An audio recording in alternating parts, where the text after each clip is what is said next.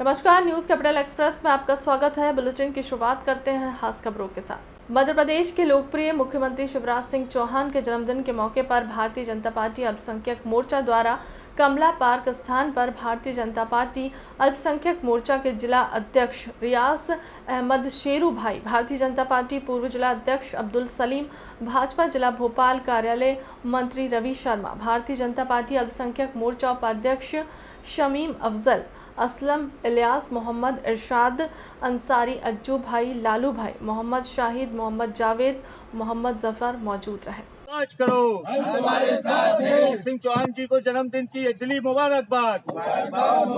शिवराज सिंह तुम जियो हजारों साल। भारतीय जनता पार्टी जिंदाबाद। भारतीय जनता पार्टी अल्पसंख्यक मोर्चा जिंदाबाद। भारतीय जनता पार्टी अल्पसंख्यक मोर्चा जिंदाबाद। अल्पसंख्यक मोर्चा ने पौधारोपण किया है शिवराज जी की जन्मदिन पे। आज हमारे लाडले नेता मध्य प्रदेश के मुख्यमंत्री आदरणीय शिवराज सिंह चौहान जी का जन्मदिन है।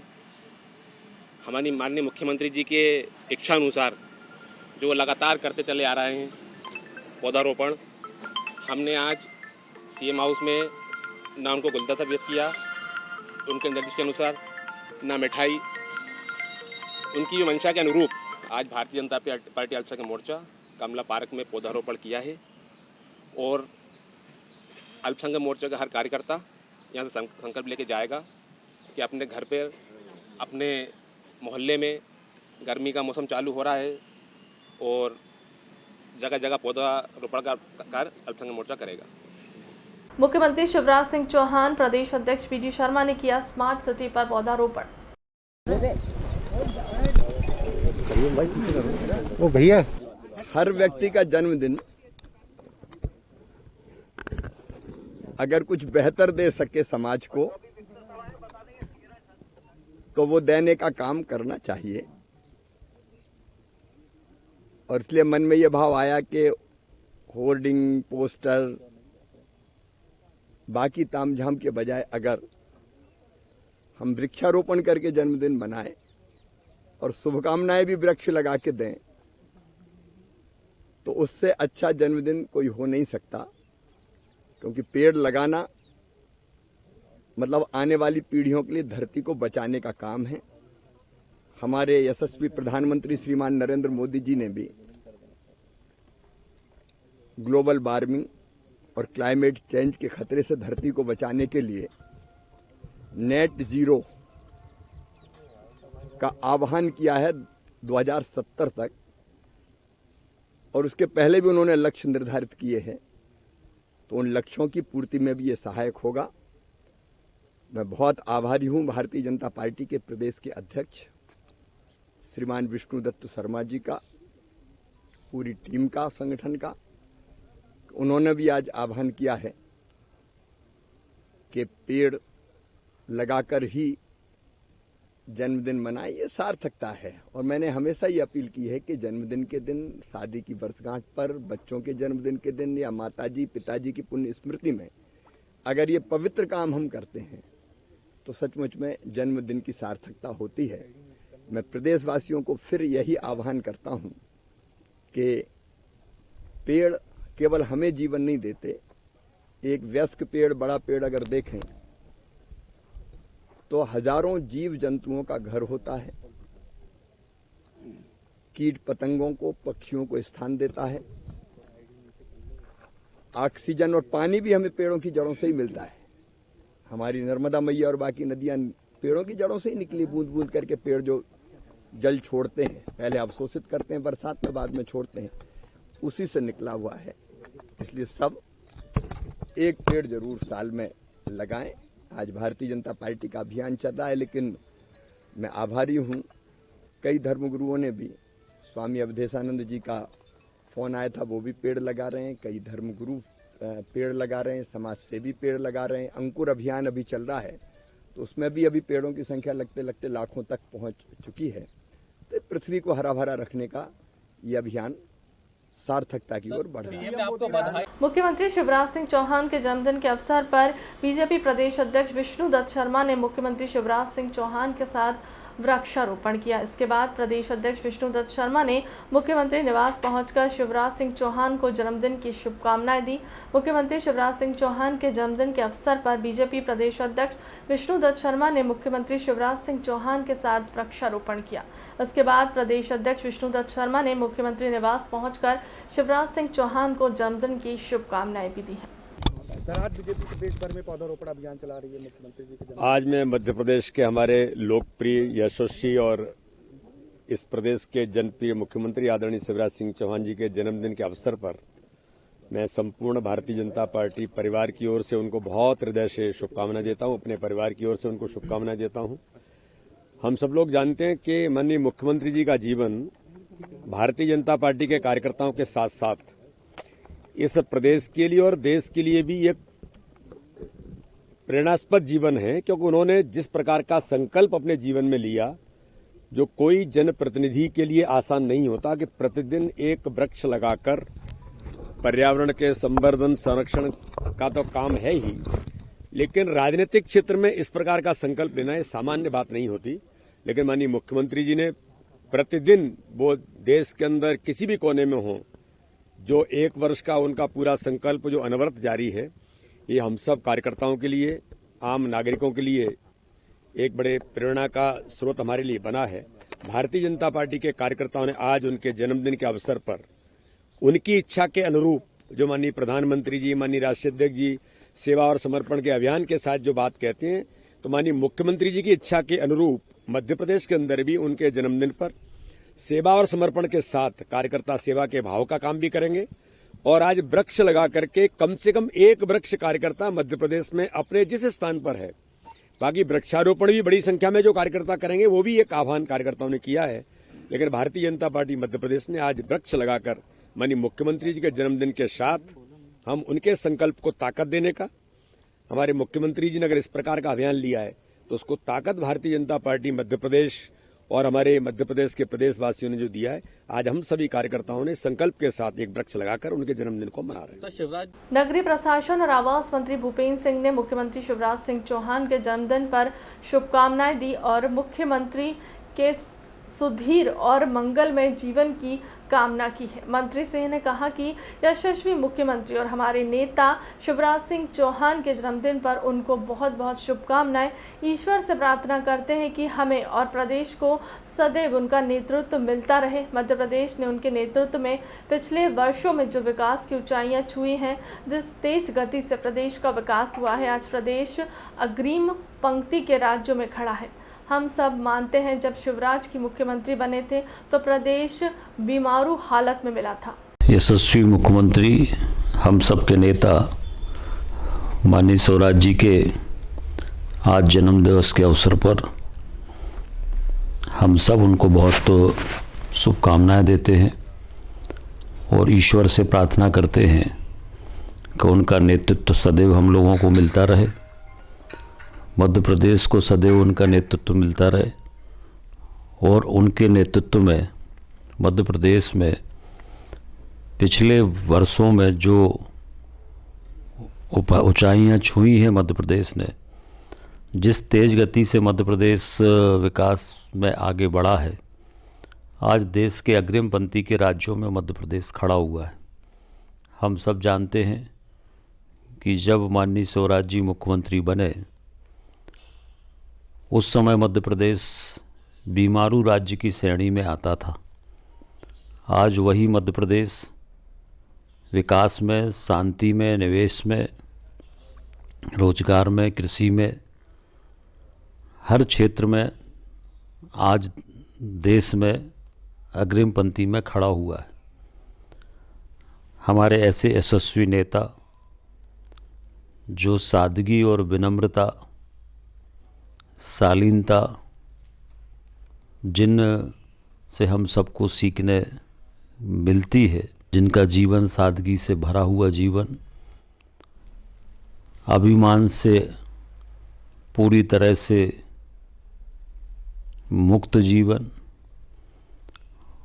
और रात दिन लोगों के कल्याण के लिए सोचना, लोगों के कल्याण के लिए योजनाएं बनाना, योजनाओं का इम्प्लीमेंटेशन हो, इसकी चिंता करना, ऐसे यशस्वी नेता मध्य प्रदेश में हम सब प्रदेशवासी गौरवशाली हैं कि उनका नेतृत्व हम लोगों को मिला है। ईश्वर से यही कामना है कि उनका हम सबको इसी तरह से नेतृत्व मिले और उनके नेतृत्व में हम सब मिलकर प्रदेश को विकास में और आगे ले जाने में सफल हों।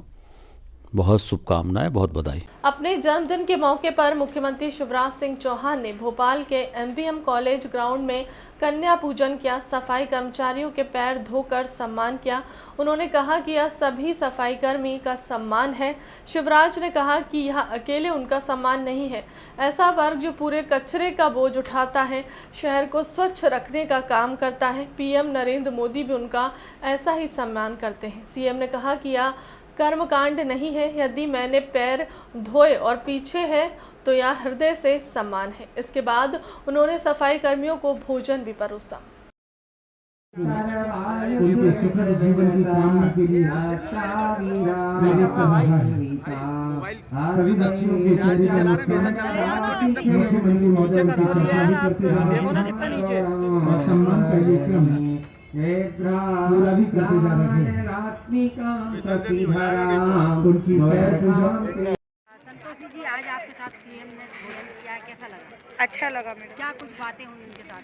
यही नौकरी के बारे में बात हुई। गीला सूखा छांटते हैं, सुबह 6 बजे आते हैं, 4, 5, 6 बज जाती है जाते जाते। यही बातें हुई मैडम। CM साहब ने आपसे क्या बात की? कितने दिन हो गए, यही बताइए, कितने दिन हो गए आपको नौकरी करे? मैंने बताया 9 साल हो गए सर। बस और यही पूछा। बोले अच्छा लग रहा हमारे साथ बैठने से। मैं क्या अच्छा लगा? कभी सोचा था कि आप CM? कभी नहीं सोचा था मैडम कि हम कभी CM के साथ बैठेंगे, पर आज एक इत्तेफाक हो गया, उनके साथ बैठ गए। इसका हाथ आ रहा है यार। बहनों और भाइयों, आप सबको मैं हाथ जोड़कर प्रणाम करता हूं। आज जन्मदिन के दिन पहले मैंने पेड़ लगाया और फिर मैंने सफाई की। ठीक है, गीला कचरा, सूखा कचरा गाड़ी में अलग अलग डाला और अपने 2 वरिष्ठ सफाई कर्मियों के मैंने पैर धोए, पाद प्रक्षालन किया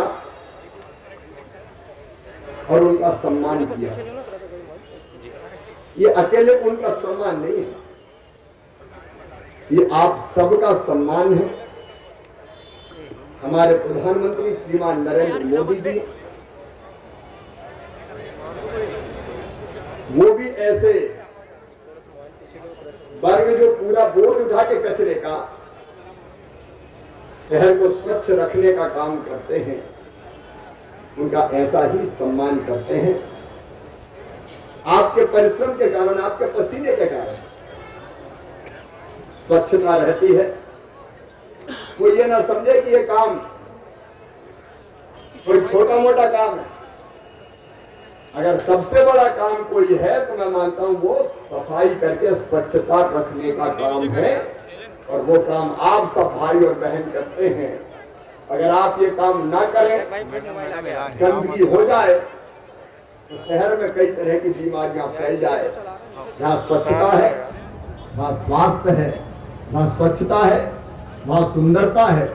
और जब महात्मा गांधी जी ने कहा था कि जहाँ स्वच्छता है वहीं भगवान है, उसने प्रधानमंत्री नरेंद्र मोदी जी ने भी स्वच्छता अभियान चलाया। आज आपके बीच आकर मैं बहुत प्रसन्न हूँ। आपको भोजन भी कराने का प्रयास करूंगा और संपूर्ण मध्य प्रदेश को मैं यही आग्रह करना चाहता हूं कि ये हमारे वो भाई बहन हैं जो कचरे का बोझ उठा के आपको स्वच्छ जीवन करते हैं, देते हैं। इनका वंदन कीजिए, इनका अभिनंदन कीजिए। और आपके साथ मैं सदैव, मध्य प्रदेश की भारतीय जनता पार्टी की सरकार सदैव खड़ी है। आपकी कठिनाई और परेशानियों से भी मैं अवगत हूँ। उनके समय पर चर्चा करके उनके समाधान के लिए भी कुछ रास्ते हम निकाल रहे हैं। बच्चों की पढ़ाई लिखाई में पीछे न रह पाए, इसके लिए अनेकों योजनाएं। अभी कुछ दिन पूर्व ऑपरेशन कराकर लौटे प्रदेश सरकार के पंचायत और ग्रामीण विकास मंत्री महेंद्र सिंह सिसोदिया ने अपने चिर परिचित अंदाज में गीत गाकर मुख्यमंत्री शिवराज सिंह चौहान को जन्मदिन की बधाई दी है। इस अवसर पर उन्होंने मुख्यमंत्री की दीर्घायु की कामना करते हुए अपने निवास पर सप्तनीक पौधा भी लगाया।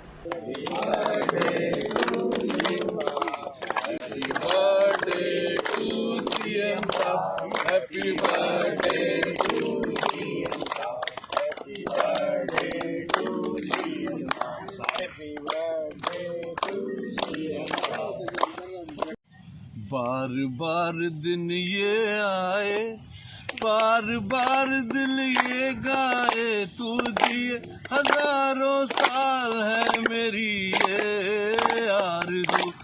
Happy birthday to you, happy birthday to you, happy birthday to Shivraj भैया, हैप्पी बर्थडे टू यू।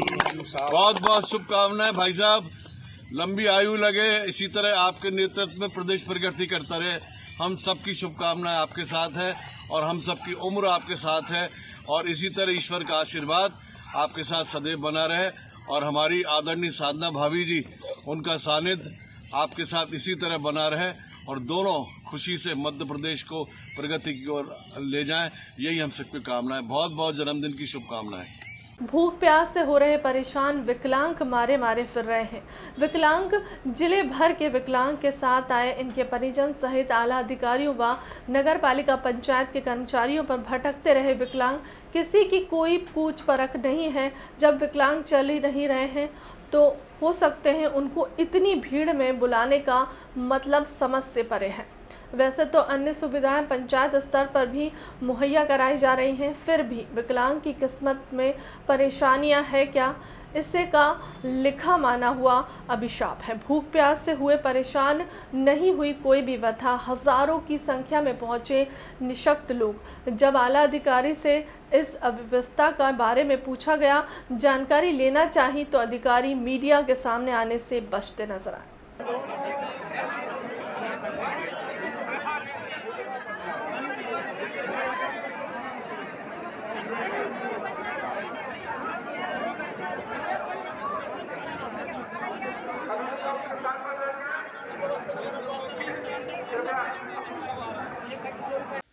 आज जो सभी ग्रामवासियों ने वृक्षारोपण किया गया है, तो किस उपलक्ष्य में किया गया है?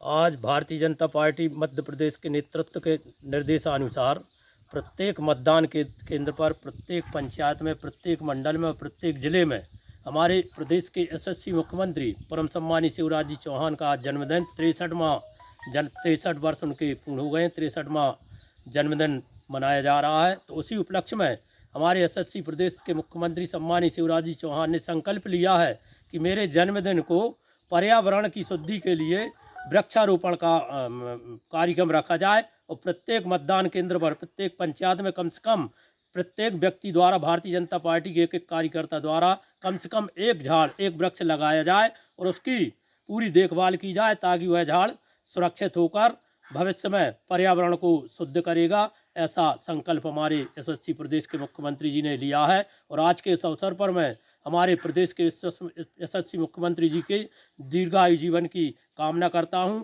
ईश्वर से प्रार्थना करता हूं कि वो लंबी उम्र पाएं और हमारा नेतृत्व इसी प्रकार करते रहें। मध्य प्रदेश को समृद्धशाली, गौरवशाली और वैभवशाली बनाने की दिशा में, मध्य प्रदेश को विकसित विकास की गति को और आगे बढ़ाने की दिशा में हम सबका मार्गदर्शन करते रहें, ऐसी ईश्वर से प्रार्थना है। क्या नाम है आपका? शिवदयाल सिंह खैरोनिया, प्रदेश कार्य समिति, भारतीय जनता पार्टी, किसान मोर्चा, मध्य प्रदेश। यूक्रेन और रूस में चल रहे युद्ध के बीच कई भारतीय यूक्रेन में अभी भी फंसे हुए हैं। दोनों देशों के बीच युद्ध को 10 दिन हो चुके हैं, मगर युद्ध के हालात वैसे ही बने हुए हैं। यूक्रेन में लगभग 25 से 30 हज़ार भारतीय छात्र छात्राएं मेडिकल की पढ़ाई करने वहां गए हुए थे, जिसमें से 70% भारतीय यूक्रेन से अपने देश सही सलामत वापस आ चुके हैं। वहीं हम बात करें कि मध्य प्रदेश राजधानी भोपाल जिले के ग्राम बगरोदा के रहवासी ज्ञानचंद पटेल के बेटे विवेक पटेल MBBS की पढ़ाई करने यूक्रेन गए थे, जहां यूक्रेन में जंगी हालातों में फंसे हुए थे। हालांकि आज वहां सुरक्षित रूप से अपने घर वापस लौट आए हैं। विवेक ने बताया कि लगभग उनकी 2 वर्ष की पढ़ाई रह गई है। विवेक पटेल का सभी ग्रामवासियों ने खूब धूमधाम से स्वागत किया और उनके घर के सभी सदस्य भी बहुत खुश हैं। यूक्रेन में फंसे मेडिकल के छात्र विवेक ने बताया कि यूक्रेन पर हमला होने के कारण 10 दिनों अफरा तफरी मची हुई है। सर, आपका नाम बताइए। ज्ञानचंद पटेल। आज आपके बेटे यूक्रेन से भारत वापस लौटे हैं, तो किस तरीके से आप महसूस कर रहे हैं कि आपको था कि आपके बेटे वापस आएंगे? था नहीं, वो तो संपर्क डेली होता रहता था। मोबाइल जब भी लगाते तो बात परमानेंट होती रहती। इतने दिनों 10 दिन से युद्ध छिड़ा हुआ है, तो आपको क्या टेंशनें थी मन में? आपका बेटा वहाँ पे फंसा हुआ था। टेंशन तो थी, मगर बात होती रहती थी, फिर भी इतनी ज्यादा नहीं थी। वो डेली जब भी फोन लगाते थे बात होती रहती थी बराबर। आज कैसा महसूस कर रहे हैं? आपके बेटे घर पहुंचे? अच्छा लग रहा। क्या नाम है आपका? विवेक पटेल। अच्छा, तो यूक्रेन से आज आप वापस लौटे हैं, तो किन किन परिस्थितियों का आपको सामना करना पड़ा है? हम लोग को मेन बस वही था कि क्या बोलते हैं, बॉर्डर तक जाना एक इशू था, क्योंकि गवर्नमेंट का कोई वो नहीं था उसमें। सिर्फ हम लोग को अपने से सब बस वगैरह जो भी है अरेंज करना था, तो वो हम लोगों ने किया था। उसके बाद हम काफ़ी इंडियन बच्चों का एक ग्रुप हम लोगों ने बनाया, फिर हमने अब एक बस अरेंज की अपने से। फिर हम लोग बॉर्डर तक गए और बॉर्डर पे हम लोग को कुछ 9-10 किलोमीटर पहले छोड़ दिया था, तो वो हम लोग गए थे। फिर वहाँ से हम सारा अपना पैदल चले, अपना सारा लगेज वगैरह लेके। उसके बाद बॉर्डर क्रॉस करने के लिए वहाँ पे कोई हायर अथॉरिटीज़ नहीं थी जो हमें मतलब इजीली बॉर्डर क्रॉस करा दें। कोई भी गवर्नमेंट या हमारी यूनिवर्सिटी से वहाँ पे कोई भी नहीं था जो हमें क्या बोलते हैं बॉर्डर क्रॉस करा दे। तो वह हमें सब अपने से ही देखना था, तो वो लाइन में लगे हुए थे हम काफ़ी टाइम तक। वहाँ खाने वगैरह का भी कुछ नहीं था और ना वहाँ कोई रुकने की जगह थी, बस ग्राउंड था एक, तो वहीं पर हम लोग रुके हुए थे और ठंड बहुत ज़्यादा थी। काफ़ी आपकी पढ़ाई को भी अब नुकसान पहुंचेगा। 2 साल की भी आपकी पढ़ाई रह चुकी थी, तो अब आपको क्या लगता है कि सरकार उसका आगे कुछ निराकरण निकालेगी? सुना तो है कि ऐसा कुछ कर रही है गवर्नमेंट, के आगे की पढ़ाई जो भी हम लोग की कंटिन्यू करेंगे यहीं पे, तो अच्छा है वो काफ़ी। तो जो 9-10 दिनों की परेशानियां थी, उसमें खाने की क्या व्यवस्था थी? आप लोगों की खाने पीने की कोई व्यवस्था थी? और जैसा कि दिखाया जा रहा है कि बमबारियां हो रही थी, काफ़ी तरीके के युद्ध हो रहे थे, तो ऐसा आपने कुछ देखने को मिला आपको?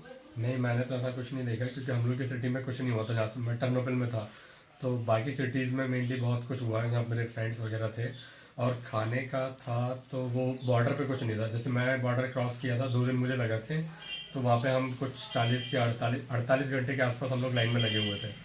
तो 2 दिन मतलब पूरा हो गया था हमें। वहाँ खाने के लिए कुछ भी नहीं था, थोड़ा बहुत मतलब बस चाय वगैरह ऐसा कुछ मिल रहा था और पानी वगैरह।